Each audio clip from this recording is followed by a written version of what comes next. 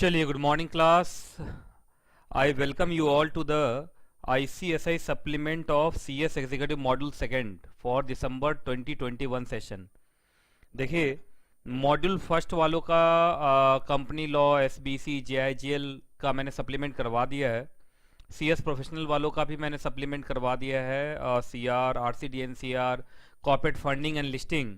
बाकी corporate funding listing का जो मैंने करवाया उसमें एक सिक्योरिटी लॉ का भी कॉन्सेप्ट था, जो मैंने मॉड्यूल सेकंड वाले बच्चे को भी बोला था करने के लिए, है ना। वो इनोवेटिव ग्रोथ प्लेटफॉर्म वाला कॉन्सेप्ट, वो मुझे लगता है आप लोगों ने कर लिया होगा। अगर नहीं भी किया है तो इस वीडियो के डिस्क्रिप्शन में मैं आपको उसका लिंक दे दूंगा, आप देख लेना, है ना। तो देखिए, मॉड्यूल सेकंड के अंदर जो ICSI के सप्लीमेंट हैं जो मैं करवाऊंगा, it is for security law and EBCL, इस दोनों का सप्लीमेंट मुझे करवाना है। तो चलिए पहले शुरू करते हैं सिक्योरिटी लॉ का सप्लीमेंट। सप्लीमेंट कहाँ मिलता है, कैसे मिलता है, आप सबको पता है। सबसे पहले हम ICSI के वेबसाइट पे जाते हैं। ICSI के वेबसाइट पर अगर आप जाते हैं तो होम पेज पे जाएंगे, वहाँ पे एकेडमिक पोर्टल है। एकेडमिक पोर्टल के अंदर जाएंगे, एकेडमिक पोर्टल में न्यूज़ सिलेबस पे जाएंगे, न्यूज़ सिलेबस में स्टडी मटेरियल के ऊपर जाएंगे, स्टडी मटेरियल में एग्जीक्यूटिव प्रोग्राम में जाएंगे, और वहाँ पे आप देखेंगे तो आपको यहाँ पे सारे study material along with the supplement मिल जाएगा।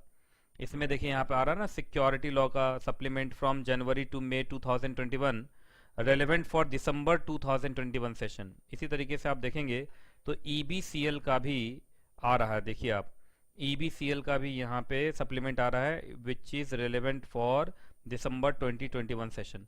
तो चलिए सबसे पहले हम शुरू करते हैं सिक्योरिटी लॉ का, है ना। तो सिक्योरिटी लॉ का सप्लीमेंट देखिए यहाँ पे खुला हुआ है ना। Supplement executive programme new syllabus for December 2021 examination, है ना। चलिए शुरू करते हैं एग्जैक्टली इसको करना।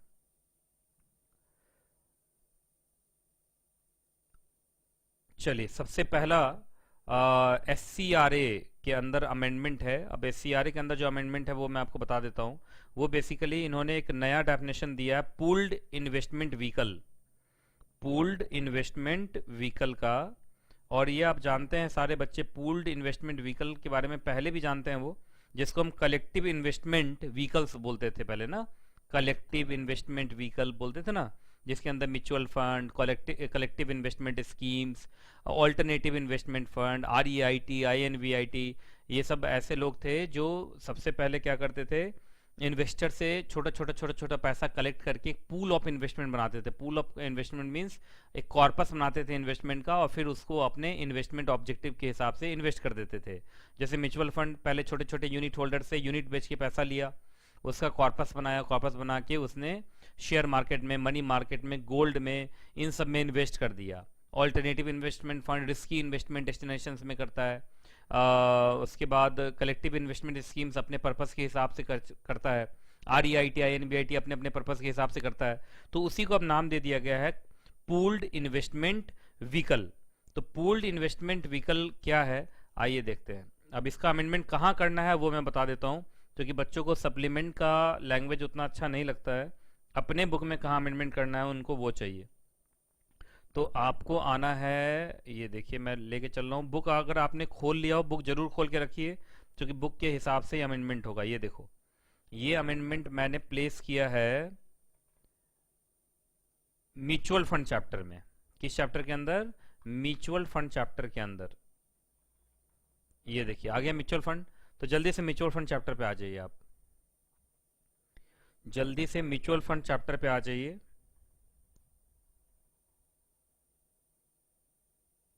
म्यूचुअल फंड चैप्टर पे आ जाइए।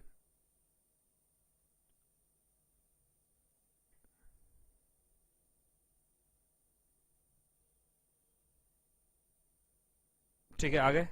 अब म्यूचुअल फंड चैप्टर के अंदर आप देखेंगे तो देखिए यहाँ पे आपको मिलेगा, शुरुआत में ही मैंने, जब भी अगर आपको याद हो तो म्यूचुअल फंड भी जब मैं स्टार्ट करता था तो सबसे पहले मैं कलेक्टिव इन्वेस्टमेंट व्हीकल लिखता था, अगर आपको याद हो। बस उस कलेक्टिव इन्वेस्टमेंट व्हीकल की जगह पे आप क्या लिख देना है, पूल्ड इन्वेस्टमेंट व्हीकल।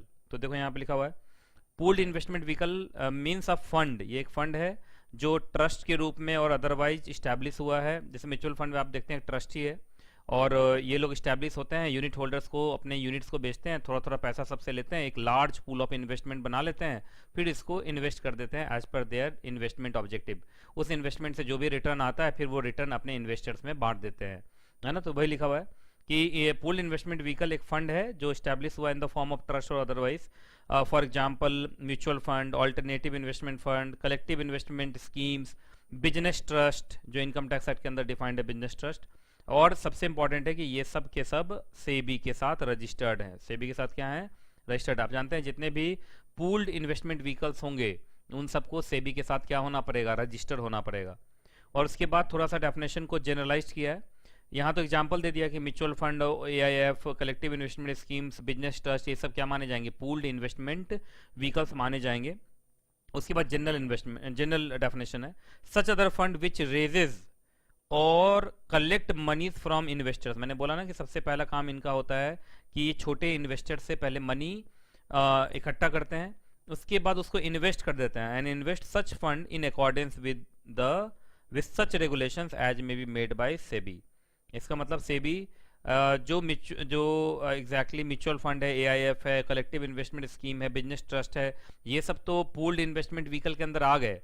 अब इसके अलावा और भी बहुत सारे फंड अगर यही काम करते हुए दिखाई दिए कि वो लोगों से पैसा ले रहे हैं, फिर पैसा इकट्ठा कर रहे हैं, इकट्ठा करके फिर वो इन्वेस्ट कर रहे हैं, तो आने वाले समय में उसको भी रेगुलेट किया जाएगा, उनके लिए भी रेगुलेशंस बनाए जाएंगे।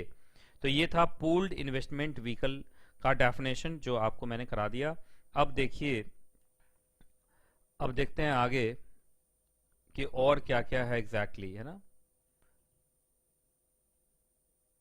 ठीक है। बाकी जो पूल्ड इन्वेस्टमेंट व्हीकल्स हैं वो जनरली यूनिट्स, शेयर्स, ये सब इशू करते हैं। उनको अब अलाउ कर दिया है गया है कि वो डेट सिक्योरिटीज भी इशू कर सकते हैं, है ना। तो इसमें बस इतना ही है। अब आगे देखते हैं। अब आ रहा है आपका सेबी आईसीडीआर रेगुलेशन। एक बार देख लेते हैं पीछे कुछ छूट तो नहीं गया। हाँ, एक चीज़ और, सिक्योरिटी का डेफिनेशन भी अब थोड़ा चेंज हुआ है। तो सिक्योरिटी के डेफिनेशन में क्या चेंज है वो मैं बता दे रहा हूँ। कहाँ पर चेंज करना है आप देखिए। सिक्योरिटी का डेफिनेशन आपको सिक्योरिटी लॉ वॉल्यूम फर्स्ट, दोनों वॉल्यूम बुक, आप जानते हैं सिक्योरिटी लॉ के हमारे दो बुक्स हैं। पहला बुक जनरलाइज्ड है, दूसरा book it is totally devoted on listing and public issue. तो अभी हम फर्स्ट वाला देख रहे हैं। ये देखिए फर्स्ट वाले में आप आ जाइए अब चैप्टर नंबर 3 पे, कैपिटल मार्केट इंस्ट्रूमेंट पे, कैपिटल मार्केट इंस्ट्रूमेंट पे आ जाइए। और कैपिटल मार्केट इंस्ट्रूमेंट के अंदर अगर आप देखेंगे तो पहले पेज पे ही सिक्योरिटी का डेफिनेशन आता है। अब सिक्योरिटी का डेफिनेशन थोड़ा वाइडर हो जाएगा क्योंकि अब एक नया इंटरमीडियरी है, पूल्ड इन्वेस्टमेंट व्हीकल। तो जो उनके यूनिट्स होंगे और उनके अदर इंस्ट्रूमेंट्स होंगे वो भी अब सिक्योरिटी कहलाएंगे। तो सेक्शन 2H ऑफ SCRA के अंदर डेफिनेशन है किसका? एग्जैक्टली सिक्योरिटीज का। तो सेक्शन 2H में अमेंडमेंट करके अब देखिए, पहला वाला था ना कि share, scrip, stock, bond, debenture, debenture stock और other marketable security of like nature in और एनी इनकॉर्पोरेटेड कंपनी। अब इसके बाद आपको जोड़ देना है और अ पूल्ड इन्वेस्टमेंट व्हीकल और अदर बॉडी कॉर्पोरेट। तो बीच में जुड़ जाएगा पूल्ड इन्वेस्टमेंट व्हीकल, और लास्ट में यहाँ भी जुड़ जाएगा कि अगर कोई भी पूल्ड इन्वेस्टमेंट व्हीकल कोई यूनिट या इंस्ट्रूमेंट इशू करता है तो वो भी अब सिक्योरिटी माना जाएगा। तो थोड़ा सा सिक्योरिटी का डेफिनेशन भी चेंज है। उसके बाद आइए देखते हैं और क्या है। अब सेबी आईसीडीआर रेगुलेशन में चेंज है। तो सेबी आईसीडीआर रेगुलेशन के लिए तो आपको पब्लिक इशू चैप्टर में आना पड़ेगा और पब्लिक इशू के लिए वॉल्यूम सेकंड में आना पड़ेगा। ऐसे मैंने नया पब्लिक इशू अभी पढ़ाया है, एकदम नया पब्लिक इशू, मतलब नया का मतलब जो पूरा अमेंडेड पब्लिक इशू था वो मैंने पढ़ा दिया। फिर भी थोड़े बहुत चेंजेज और भी हैं, वो मैं आपको करा दे रहा हूँ। सबसे पहला जो है वो है एग्जैक्टली प्रोमोटर्स कंट्रीब्यूशन। नहीं, ये वाला जो है, ये वाला मैं आपको करा चुका हूं।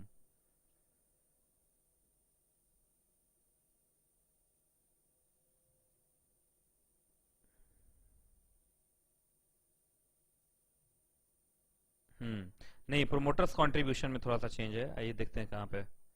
प्रोमोटर्स कंट्रीब्यूशन,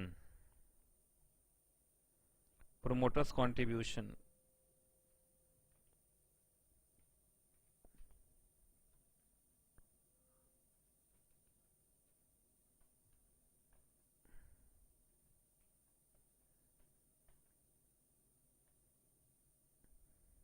ये देखिए, पब्लिक इशू चैप्टर में आ जाइए, पेज नंबर मैं आपको बता दूं, लगभग ये 111 के आसपास चल रहा है।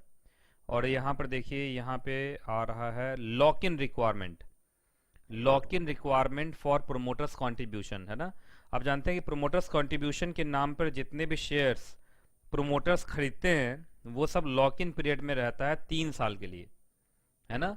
बाकी इसमें एक थोड़ा सा प्रोवाइजो है कि अगर ऑफर फॉर सेल वाला केस है ना, ऑफर फॉर सेल वाला केस है, और उसमें भी देखिए लिखा हुआ है, if the object of the issue involves offer for sale और financing other than the capital expenditure for project, मतलब पब्लिक इशू जो आ रहा है उसमें कैपिटल एक्सपेंडिचर के लिए पैसे रेज नहीं किए जा रहे या प्रोजेक्ट के लिए फंड रेजिंग नहीं हो रहा, तो उस केस में थोड़ा रिलैक्स किया है और बोला है कि उस केस में प्रोमोटर कंट्रीब्यूशन जो है वो 18 महीने के लिए लॉक इन पीरियड में रहेगा। आईपीओ के केस में 18 महीने का मतलब 1.5 साल के लिए, तो 3 साल नहीं है, फिर क्या एग्जैक्टली 1.5 साल है। ये तब है जब ऑफर फॉर सेल हो, दूसरा कैपिटल एक्सपेंडिचर या प्रोजेक्ट फाइनेंसिंग के लिए पब्लिक इशू ना आया हो, और आईपीओ का केस हो, तो उस केस में 1.5 साल का है, 18 महीने का ही है, 3 साल का नहीं है। ठीक है, तो ये थोड़ा सा रिलैक्स किया है कि अगर छोटा पर्पस है पब्लिक इशू का तो उसके लिए फिर बहुत ज़्यादा नहीं है। ठीक है, तो चलिए ये भी हो गया एग्जैक्टली आपका। अब देखते हैं और क्या क्या है।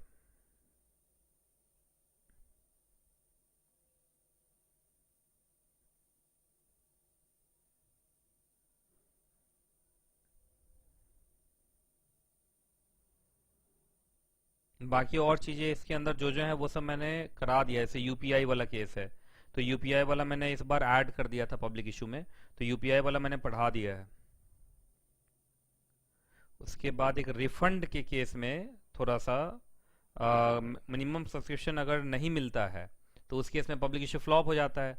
उस केस में जितना भी पैसा आया हुआ होता है उसको रिफंड करना पड़ता है। तो रिफंड वाले केस में पहले 15 दिन था, अब उसको 4 दिन कर दिया गया है। वो भी मैं दिखा देता हूँ कहाँ पे है।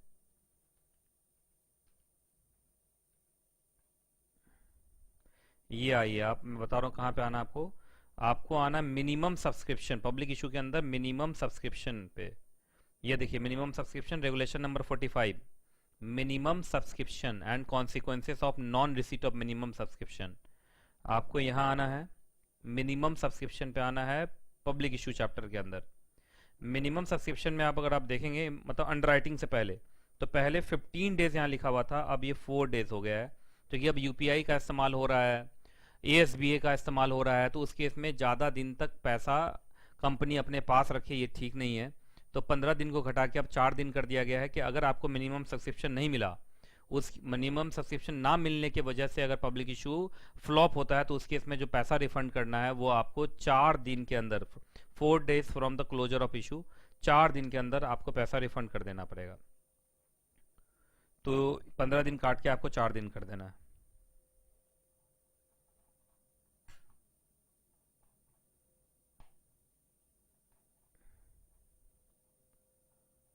उसके बाद अगला आ रहा है आपका आईजीपी पे। और आईजीपी पे मैंने अलग से, देखो यहाँ पर है ना, ये अब जो इंस्टीट्यूशनल ट्रेडिंग प्लेटफॉर्म था उसका क्या नाम हो गया है, innovators growth platform, innovators growth platform. तो आईजीपी के ऊपर मैंने अलग से नोट्स बना के और फिर मैंने लगभग 15-20 मिनट का एक लेक्चर रिकॉर्ड किया था। आपको क्या करना है, सीएस प्रोफेशनल का मैंने अभी सप्लीमेंट करवाया है, सीएस प्रोफेशनल का मैंने सप्लीमेंट कराया, आपको यूट्यूब पे मिल जाएगा, जहाँ ये सारे सप्लीमेंट है ना, दिसंबर 2021 प्लेलिस्ट के अंदर जाएंगे, दिसंबर 2021 अमेंडमेंट, इस प्लेलिस्ट में आप जाएंगे तो वहाँ पे आपको सीएस प्रोफेशनल का भी सप्लीमेंट मिलेगा। सीएस प्रोफेशनल के सप्लीमेंट में आप जाएंगे तो वहाँ पे मैंने आईजीपी के बारे में पढ़ाया, इनोवेटर्स ग्रोथ प्लेटफॉर्म के बारे में पढ़ाया, और वहाँ मैंने बोला भी है कि सीएस एग्जीक्यूटिव वाले को यहाँ से आके कर लेना है। तो आपको वहाँ पे कर लेना है। ये पूरा आईजीपी मैंने डिटेल में पढ़ाया हुआ है, आपको वहाँ से पढ़ लेना है। और उसका लिंक भी मैं अभी डिस्क्रिप्शन में यहाँ डाल दे रहा हूँ, इस वीडियो के डिस्क्रिप्शन में आपको मिल जाएगा, आप वहाँ से आप पढ़ सकते हैं उसको। उसके बाद सेबी लोडर रेगुलेशन के अंदर थोड़ा सा चेंज है। सेबी लोडर का मतलब लिस्टिंग। अब इसमें क्या क्या चेंज है ये मैं आपको बता दे रहा हूँ, ये देखिए यहाँ से आप देख सकते हैं। चलिए एक एक करके आपको मैं बताता चलता हूँ कि कहाँ पर चेंज है। आपको इसके लिए सिक्योरिटी लॉ वॉल्यूम सेकेंड पे ही रहना पड़ेगा, क्योंकि लिस्टिंग का है ना ये।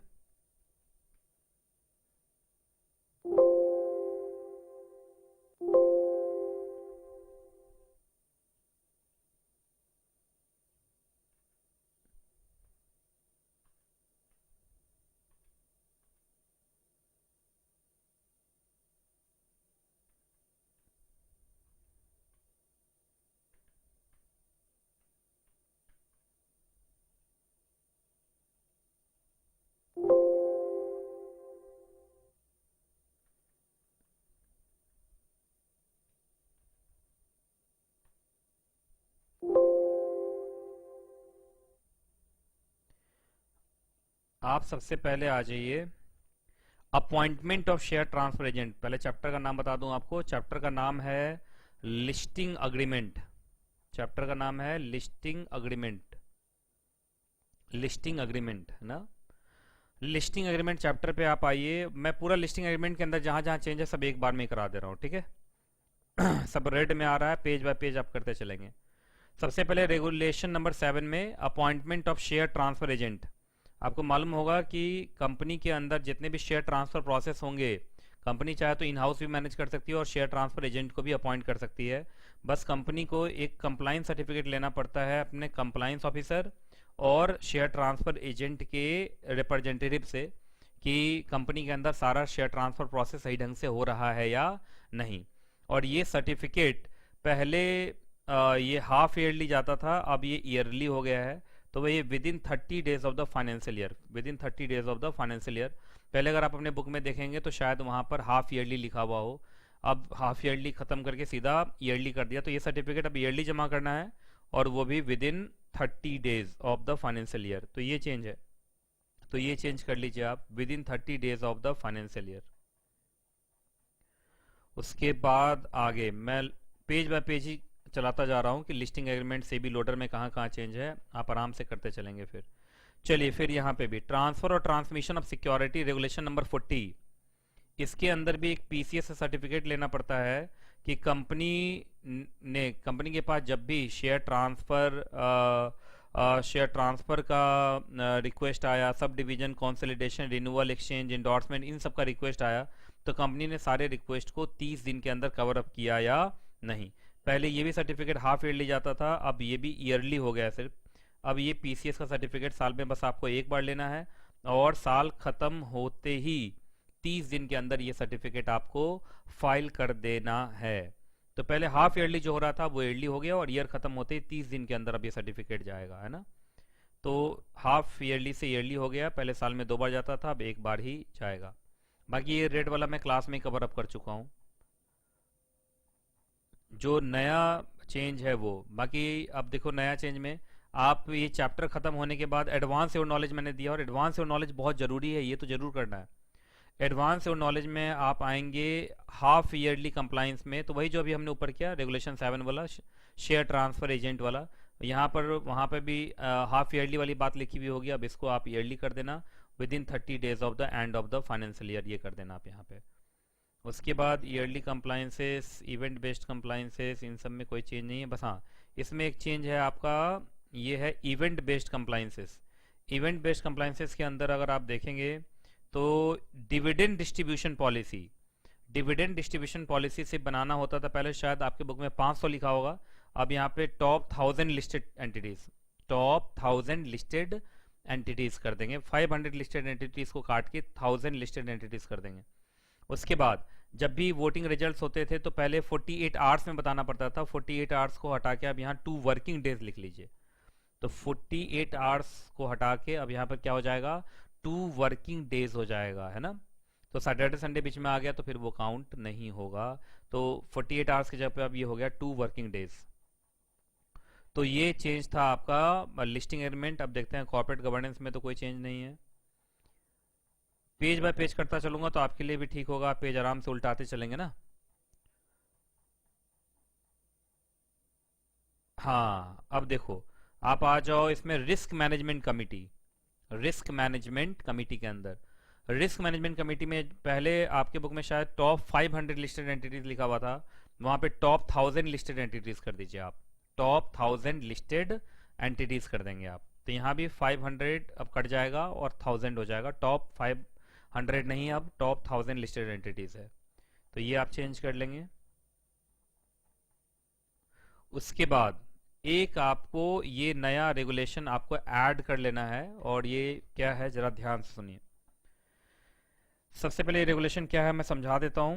रेगुलेशन का हेडिंग है corporate governance requirement with respect to subsidiary of a listed entity. तो याद रखिएगा, अगर किसी लिस्टेड कंपनी की कोई सब्सिडरी है, जैसे मालूम चला एक लिस्टेड एंटिटी है, मान लीजिए ये लिस्टेड कंपनी है और इसकी दूसरी कंपनी सब्सिडियरी है, और सब्सिडरी भी छोटी मोटी नहीं, मटेरियल सब्सिडरी है, ये सब्सिडी कंपनी है। तो हो सकता है कि इस लिस्टेड कंपनी ने इसका 70% शेयर्स लिया हो, जिस वजह से होल्डिंग और सब्सिडरी का रिश्ता बना है यहाँ पे, है ना। तो 70% का रिश्ता यहाँ बना हुआ। आप देखिए यहाँ क्या लिखा हुआ कि कोई भी लिस्टेड एंटिटीज अपने शेयर्स जो उसने ले रखे हैं सब्सिडरी में, जिसकी वजह से सामने वाली कंपनी लिस्टेड बनी है ना, सारी लिस्टेड है मटेरियल सब्सिडरी। जो मटेरियल सब्सिडरी है, मटेरियल सब्सिडरी क्या होती है ये मैंने आपको क्लास में पढ़ाया हुआ है कि जो इंपॉर्टेंट सब्सिडरी होती है, जिसका नेटवर्थ, जिसका प्रॉफिट काफ़ी ज़्यादा होता है ना। तो देखिए यहाँ पे कि अगर आप अपने मटेरियल्स, जैसे 70% होल्डिंग है, 70% होल्डिंग है, आप 70% होल्डिंग को आप कम कर रहे हैं, मतलब कुछ शेयर्स आप अपने बेच रहे हैं, लेकिन बेचने के बाद जो आपकी होल्डिंग उसमें रहेगी वो 50% से कम या 50%। इसका मतलब अब होल्डिंग और सब्सिडी का रिलेशन खत्म हो जाएगा। मतलब आप मालूम चला इसमें से 22% शेयर बेचना चाह रहे हो, तो 22% शेयर जब बेच दोगे तो आपकी होल्डिंग कितनी हो जाएगी इसमें से 48%। अब 48% पे तो अब होल्डिंग सब्सिडी का रिलेशनशिप खत्म हो जाएगा। तो याद रखिएगा फिर उस केस में इसका मतलब आप अपने मटेरियल सब्सिडरी के ऊपर से होल्डिंग सब्सिडरी का रिलेशन खत्म कर रहे हो, तो उस केस में आपको उसके लिए एक अलग से क्या पास करना पड़ेगा, स्पेशल रेजोल्यूशन पास करना पड़ेगा। मतलब आपको अपने शेयर होल्डर से अप्रूवल लेंगे पहले बाय पासिंग द एसआर, उसके बाद ही किसी भी मटेरियल सब्सिडरी से होल्डिंग सब्सिडरी का रिलेशनशिप खत्म करेंगे, अदरवाइज नहीं। तो याद रखिएगा ये वाला रेगुलेशन तब लगता है जब आप उतना शेयर बेच रहे हो कि शेयर बेचने के बाद आपकी होल्डिंग, आप मटेरियल सब्सिडरी में आपकी होल्डिंग जो है वो 50% या 50% से कम हो जाएगी। इसका मतलब होल्डिंग सब्सिडरी का रिलेशन खत्म हो जाएगा। तो अगर ऐसा होने वाला है तो उस केस में आपको पहले इस 22% शेयर को बेचने से पहले, फॉर एग्जांपल, आपको स्पेशल रेजोल्यूशन पास करना पड़ेगा, आपको अपने शेयर होल्डर से अप्रूवल लेना पड़ेगा। बताओ मटेरियल सब्सिडरी में आप इतना परसेंट अपना शेयर बेच रहे हो, डिसइन्वेस्ट कर रहे हो, जिससे कि अब वो आपकी सब्सिडरी ही नहीं रहेगी। तो ये छोटा मोटा तो एक्शन नहीं है, बहुत बड़ा एक्शन है, जिस वजह से आपको अपने शेयर होल्डर से अप्रूवल लेना पड़ेगा बाय पासिंग द एसआर। बाकी यहाँ पे आप आएंगे रेगुलेशन 27। तो रेगुलेशन 27 में आपके बुक में लिखा हुआ होगा कि नॉन मैंडेटरी रिक्वायरमेंट, पर नॉन मैंडेटरी रिक्वायरमेंट में याद रखिएगा ये जो फर्स्ट वाला बॉक्स है ये नॉन मैंडेटरी है। तो जो द लिस्टेड एंटिटी में एट इट्स डिस्क्रिशन, मतलब शेड्यूल 2 का जो पार्ट ई है, अगर लिस्टेड कंपनी चाहे मन करे तो वो उसको फॉलो करे, ना मन करे तो फॉलो ना करे। लेकिन नीचे जो क्वार्टरली कंप्लायंस रिपोर्ट वाली बात है ये मैंडेटरी है। ये तो क्या है, मैंडेटरी है, ये तो सबको फॉलो करना है ना। तो ये देखना यहाँ पे शैल वर्ड लिखा हुआ, तो शैल वर्ड का मतलब हो गया कि ये मैंडेटरी है। तो इसका मतलब रेगुलेशन 27, रेगुलेशन 27 के दो पार्ट हैं। पहला वाला पार्ट ऑप्शनल है और ये जो दूसरा वाला जो लिखा हुआ है ये मैंडेटरी है। ये क्या है, मैंडेटरी है। तो पहला वाला हो गया ऑप्शनल,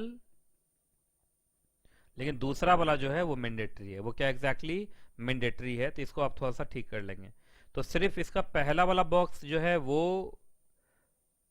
ऑप्शनल है, लेकिन नीचे वाला जो है वो मैंडेटरी है। ठीक है, क्योंकि नीचे वाले में क्या लिखा हुआ है, शैल लिखा हुआ है, ठीक है। तो ये कुछ चेंजेस थे, और भी चेंजेस हैं। मेंटेनेंस ऑफ वेबसाइट, वेबसाइट के, आप जानते हैं हर लिस्टेड एंटिटीज को एक फंक्शनल वेबसाइट मेंटेन करना पड़ता है, उसमें बहुत सारी चीज़ों को डिस्क्लोज करना पड़ता है। उसमें अब दो डिस्क्लोजर और आप ऐड कर लो। एक तो सेक्रेटेरियल कंप्लाइंस रिपोर्ट भी आपको अब अपने वेबसाइट पे डालना पड़ेगा, और डिविडेंड डिस्ट्रीब्यूशन पॉलिसी भी आपको अपने वेबसाइट पे डालना पड़ेगा। तो ये दो चीज़ें आप ऐड कर लेंगे, है ना, secretarial compliance report and dividend distribution policy, ठीक है। तो ये एग्जैक्टली exactly आपका इस चैप्टर से था। अब देखते हैं आगे और कहाँ कहाँ चेंज है। तो ये सारा मैंने करा दिया जो सेबी लोडर से जुड़ा हुआ है। ये business responsibility and sustainability report मैं करा चुका हूँ, आप लोग को याद होगा, बी आर एस आर मैंने क्लास में ही करा दिया है इस बार, ठीक है। टेक ओवर, टेक ओवर के अंदर भी मैंने एग्जैक्टली अमेंडमेंट आपको कराया है, वही सी एस प्रोफेशनल वाले में। तो फिर से सी एस प्रोफेशनल का जो मैंने सप्लीमेंट करवाया है, उसमें कॉर्पोरेट फंडिंग एंड लिस्टिंग का जो मैंने कराया, कॉर्पोरेट फंडिंग लिस्टिंग कुछ नहीं है, सिक्योरिटी लॉ का ही एक्सटेंशन है। तो कॉर्पोरेट फंडिंग एंड लिस्टिंग के अंदर मैंने टेक ओवर का क्या करवा दिया है, आपको पूरा सप्लीमेंट करवा दिया है। तो आपको ये सी एस प्रोफेशनल का सप्लीमेंट देखना ही पड़ेगा, क्योंकि वहां पे मैंने एक तो आईजीपी वाली बात, इनोवेटर्स ग्रोथ प्लेटफॉर्म वाली बात पूरा करवाया है, और ये टेक ओवर का जितना भी चेंज है ये सब मैंने वहां पे करवा दिया है। तो वो आप वहां पर देख लेंगे। इनसाइडर ट्रेडिंग वाले में भी थोड़ा सा चेंज है, और इनसाइडर ट्रेडिंग वाले में क्या चेंज है ये मैं बता दे रहा हूं आपको। चलिए यहाँ पर आपको चेंज है, यहाँ पे आ जाइए इनसाइडर ट्रेडिंग चैप्टर पे।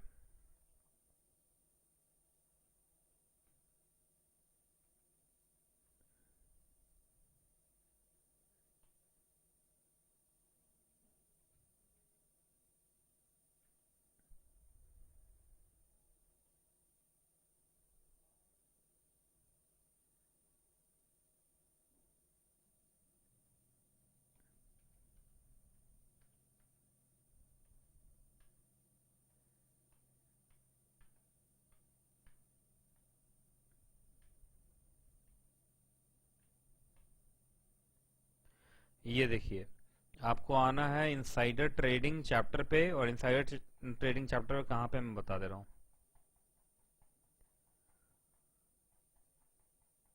ये इनसाइडर ट्रेडिंग चैप्टर है। इनसाइडर ट्रेडिंग चैप्टर पे आप आइए, और ये पहुंचना है आपको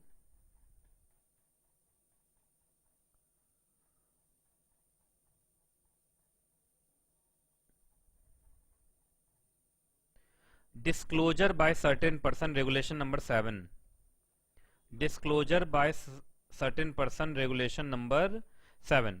इसमें यहाँ पर एम्प्लॉय लिखा हुआ था, एम्प्लॉय की जगह पे अब आपको ये लिखना है। ये देखो, आप इसको मैच कर लो अपने बुक से, है ना, member of the promoter group and the designated person. तो अब ऐसे हो जाएगा, एवरी प्रोमोटर, हर प्रोमोटर को, प्रोमोटर ग्रुप के मेंबर को, डेजिग्नेटेड पर्सन को, इन सबको एग्जैक्टली कॉन्टिन्यूअल डिस्क्लोजर करना पड़ेगा। मतलब एम्प्लॉय जो लिखा हुआ था, एम्प्लॉय की जगह पे आ जाएगा member of the promoter group and designated person, ये आ जाएगा। तो ये चेंज कर लेंगे, एम्प्लॉय अब हट गया, एम्प्लॉय की जगह पे आ जाएगा promoter, member of the promoter group and designated person, ये आ जाएगा। ये आपको ठीक कर लेना है। बाकी इसके बाद इनसाइडर ट्रेडिंग चैप्टर के अंदर कोई भी चेंज नहीं है।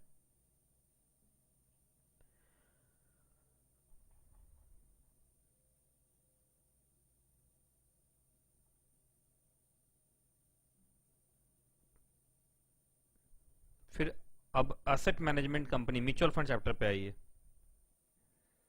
म्यूचुअल फंड चैप्टर पे आएंगे।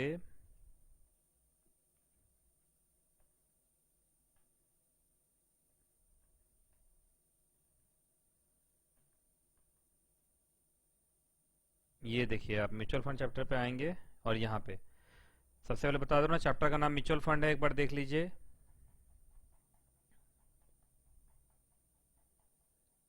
म्यूचुअल फंड चैप्टर का नाम म्यूचुअल फंड है।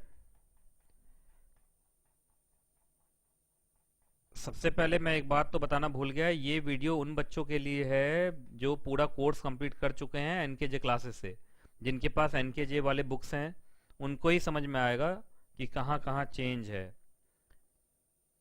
चलो, सबसे पहले eligibility criteria for appointment of asset management company. इसके अंदर आप लास्ट जी पॉइंट देखो, जी पॉइंट में क्या लिखा हुआ है कि जो एसेट मैनेजमेंट कंपनी है उसका नेटवर्थ कम से कम 50 करोड़ होना चाहिए। इसमें अब एक प्रोवाइजो जोड़ दो कि अगर उस म्यूचुअल फंड का स्पॉन्सर रेगुलेशन 7 के रिक्वायरमेंट्स को नहीं मान पाता है, जिसका मतलब स्पॉन्सर थोड़ा सा कमजोर है, तो उस केस में अब एसेट मैनेजमेंट कंपनी को मजबूत होना पड़ेगा। और एसेट मैनेजमेंट कंपनी का फिर नेटवर्थ 50 करोड़ नहीं, 100 करोड़ होना चाहिए। कितना होना चाहिए? 100 करोड़। तो अगर आपका जो स्पॉन्सर है वो थोड़ा सा कंडीशंस को नहीं फुलफिल कर पा रहा है पूरा का पूरा, तो उस केस में उसका भार कौन सहेगा? फिर एसेट मैनेजमेंट कंपनी। फिर एसेट मैनेजमेंट कंपनी मजबूत होना चाहिए, फिर उसका नेटवर्थ 50 करोड़ नहीं 100 करोड़ होना चाहिए। तो ये एक चेंज है, ये आप कर लेंगे एग्जैक्टली अपने बुक में। अगर आपको लगे कि तेज तेज हम नहीं लिख पा रहे हैं फिर भी हो जा रहा है, तो आप वीडियो को रोक के देख सकते हैं, कोई दिक्कत नहीं है। आप वीडियो को रोक लेना, आराम से कर लेना।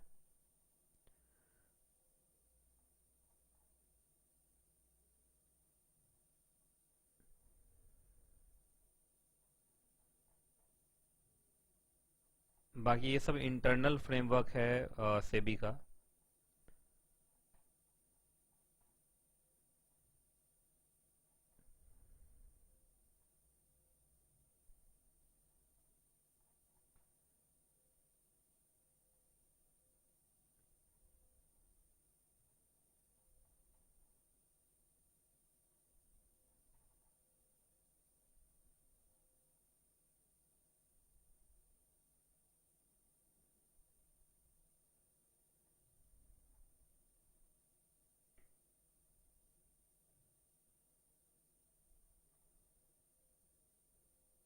हाँ, बाकी अंडरराइटर्स, आपको मालूम होगा कि आजकल जो सिंडिकेट मेंबर हैं वो अंडरराइटर बन रहे हैं।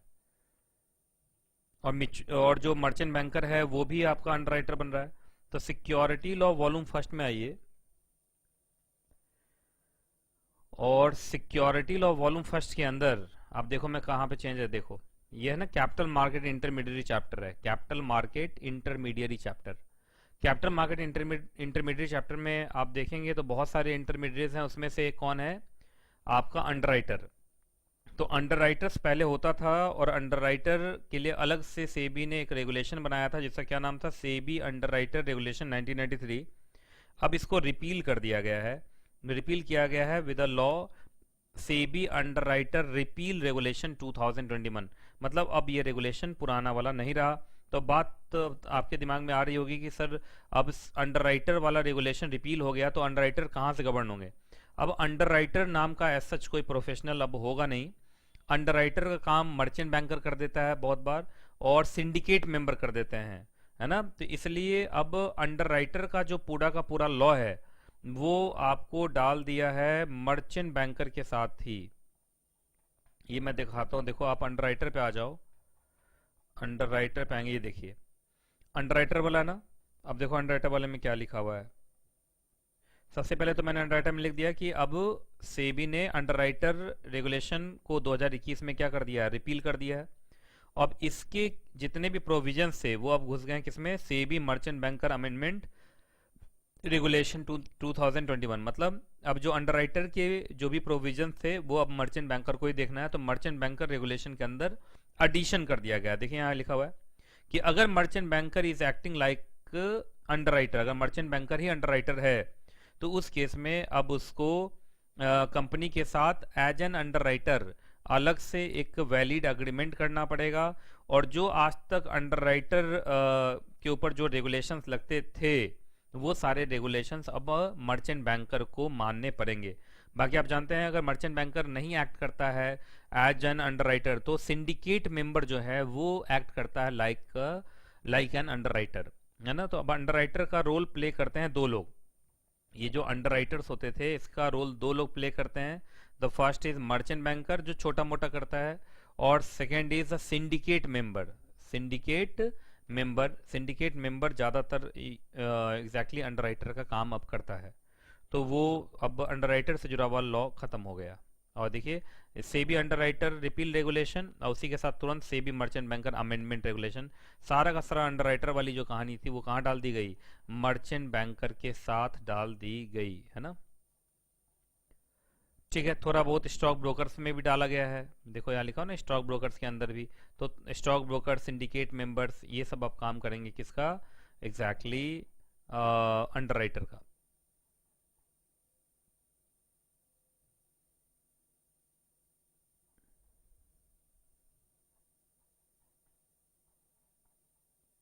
ठीक है, अब इसी के साथ एग्जैक्टली ये आपका सिक्योरिटी लॉ का तो सप्लीमेंट कंप्लीट हो गया।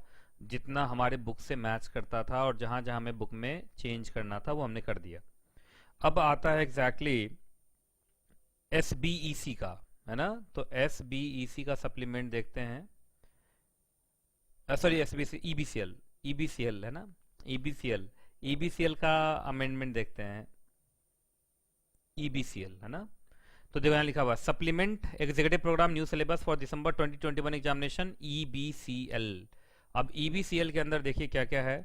सबसे पहले FCRA में चेंज हुआ है, कहाँ चेंज हुआ है, FCRA में, है ना। अब FCRA में क्या क्या चेंज हुआ है, पूरा FCRA मैं एक बार आपको दिखा देता हूँ।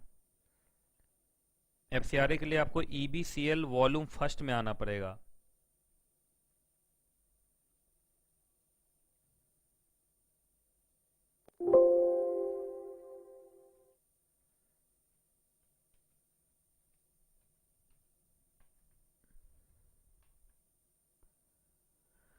चलिए अब FCRA में आ जाइए आप। FCRA foreign contribution regulation act 2010। अब इसमें देखिए कहाँ कहाँ चेंज है FCRA के अंदर, बता दे रहा हूँ। सबसे पहले FCRA में जो फॉरेन कंट्रीब्यूशन के ऊपर प्रोहिबिशन है उसमें थोड़ा सा चेंज है। आप आ जाइए सेक्शन नंबर 3। सेक्शन नंबर 3 में सी पॉइंट पर आएंगे तो अब जज के पहले पब्लिक सर्वेंट भी वर्ड आ जाएगा। मतलब अब पब्लिक सर्वेंट को भी मना कर दिया गया है कि अब आप फॉरेन कंट्रीब्यूशन ले नहीं सकते। तो पब्लिक सर्वेंट भी अब नहीं ले पाएगा क्या, एग्जैक्टली फॉरेन कंट्रीब्यूशन। तो जज के पहले आप लिख देंगे पब्लिक सर्वेंट, तो पब्लिक सर्वेंट भी अब कवर अप हो गया। ठीक है, तो ये कर लेंगे आप सेक्शन 3 के अंदर पब्लिक सर्वेंट भी। ठीक है, उसके बाद सेक्शन 12 के अंदर आपको मालूम है कि कुछ जो सोशल ऑर्गेनाइजेशंस होती हैं वो आराम से फॉरेन कंट्रीब्यूशन ले सकते हैं after getting registered itself with the central government. तो इसमें अब एक कंडीशन जोड़ दिया है कि कोई भी अगर सेंट्रल गवर्नमेंट से फॉरेन कंट्रीब्यूशन लेने के लिए रजिस्ट्रेशन लेना चाहता है तो पहले उसको एक अकाउंट खोलना पड़ेगा। तो देखो लिखा हुआ है सेक्शन 12(1)(a, तो ये बाद में अमेंड होकर जुड़ा है कि कोई भी अगर एप्लीकेशन लगा रहा है for the purpose of registration तो उसको एक अकाउंट खोलना पड़ेगा जिसका नाम होगा FCRA अकाउंट। एक बैंक अकाउंट खोलना पड़ेगा, इसका क्या नाम होगा, FCRA अकाउंट। अब FCRA अकाउंट कहाँ खुलेगा, कैसे खुलेगा, क्या, वो सब सेक्शन 17 में बताया गया है। तो सेक्शन 17 में बोला गया है कि जो भी पर्सन रजिस्टर्ड होंगे for getting the foreign contribution, है ना, चाहे वो रजिस्टर्ड हो चाहे वो प्रायर परमिशन लेके फॉरेन कंट्रीब्यूशन ले रहे हो, इन टोटल जब भी वो फॉरेन कंट्रीब्यूशन लेंगे तो वो सिर्फ एक ही अकाउंट में लेंगे जिस अकाउंट का क्या नाम होगा, FCRA अकाउंट। मतलब पहले सब क्या करते थे, अपने अपने अकाउंट में मंगवा लेते थे तो उसको रेगुलेट करना बड़ा मुश्किल होता था। अब एक ही अकाउंट होगा FCRA अकाउंट, उस FCRA अकाउंट में ही आपका क्या आएगा, फॉरेन कंट्रीब्यूशन आएगा। और वो FCRA अकाउंट आपको SBI न्यू दिल्ली के उस ब्रांच में ओपन करना है जो ब्रांच सेंट्रल गवर्नमेंट आपको बताएगा। तो SBI के न्यू दिल्ली वाले स्पेसिफाइड ब्रांच में आपको अपना अकाउंट खोलना है जिसका नाम होगा FCRA अकाउंट, और फॉरेन कंट्रीब्यूशन का जितना भी पैसा आएगा वो उसी में आएगा। तो पहले उसी में आएगा, उसके बाद आप किसी दूसरे तीसरे FCRA अकाउंट में ट्रांसफर करना चाहें तो कर सकते हैं, लेकिन पहली बार तो उसी FCRA अकाउंट में आएगा जिससे सरकार को पता रहे कि भारत में फॉरेन कंट्रीब्यूशन किसके किसके पास आ रहा है।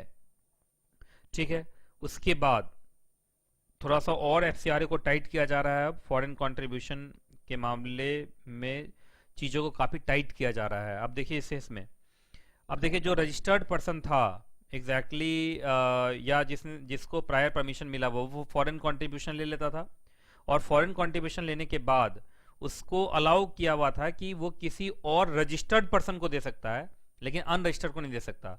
लेकिन अब उसको बहुत टाइट कर दिया गया, अब सीधा लिख दिया गया है कि आप किसी भी पर्सन को फॉरेन कंट्रीब्यूशन नहीं देंगे, है ना। तो इसका मतलब यहाँ पे जो unless such other person is also registered and had been granted the certificate और ऑब्टेन्ड द प्रायर परमिशन, ये वाला लाइन हटा दिया गया। इसका मतलब जिस आदमी को फॉरेन कंट्रीब्यूशन मिलेगा, चाहे रजिस्टर्ड होने की वजह से चाहे प्रायर परमिशन लेने की वजह से, वो सिर्फ अपने काम के लिए उसको इस्तेमाल कर पाएगा, किसी और को डिलीवर नहीं कर सकता।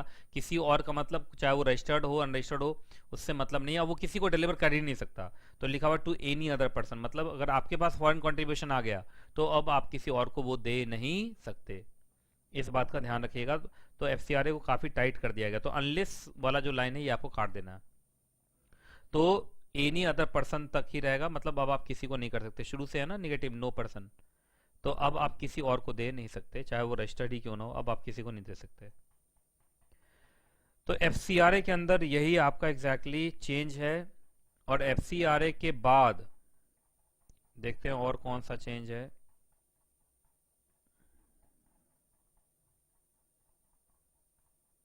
उसके बाद एफडीआई में चेंज ये दिखा रहे हैं, और एफडीआई पूरा का पूरा मैंने इस बार नया कराया है। तो नया एफडीआई चैप्टर मैंने इस बार करवाया है।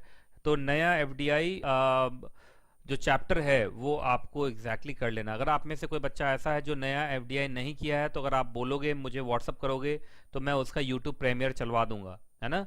तो अगर आपको लगता है कि आपने नया वाला एफडीआई जो मैंने अभी तुरंत रिकॉर्ड किया 1 डेढ़ महीने पहले, अगर आपको लगता है कि वो एफडीआई वाला चैप्टर आपका नहीं हुआ है, तो आप मुझे रिक्वेस्ट कीजिए व्हाट्सअप पे, और मैं उसको फिर प्रीमियर चलवाऊंगा। प्रीमियर का मतलब वो वन टाइम रन करेगा, आपको उसमें देख देख के चीज़ों को अमेंड कर लेना पड़ेगा। आप मुझे लिखना व्हाट्सअप पे, मैं उसको ज़रूर चलवाऊंगा अगर आपको ज़रूरत महसूस हो तो, है ना। तो ये था exactly C S executive module second के अंदर के सप्लीमेंट जो मैंने आपको करा दिया। अब ज़्यादा इसलिए नहीं दिख रहा है क्योंकि ज़्यादा से ज़्यादा मैंने क्लास के अंदर ही इस बार करा दिया था। इस बार का जो बैच कराया मैंने अभी दिसंबर 2021 का, उसमें मैंने बुक चेंज करके कराया था, तो क्लास के अंदर ही बहुत कुछ कवर अप मैंने कर लिया था, है ना। तो इसी के साथ ये वाला सप्लीमेंट होता है ख़त्म, है ना। ठीक, आज का सेशन यहीं तक, फिर मिलूंगा किसी और सेशन में। जब तक मैं ना मिलूं, दुआ में याद रखिएगा। खुश रहें आप, खुश रहें आपका परिवार। बाकी आपका प्रिपरेशन खूब अच्छा हो, and I am damn sure कि आप बहुत अच्छा प्रिपरेशन घर में बैठ के कर रहे हो। कोई भी दिक्कत हो तो ज़रूर मेरे से पूछिएगा, मुझे व्हाट्सअप कीजिएगा, मैं सही ज़रूर से ज़रूर आंसर करूँगा। And wishing you all the best, best of luck कि आपका एग्ज़ाम प्रिपरेशन बहुत अच्छे ढंग से हो, आपका एग्ज़ाम बहुत अच्छा हो।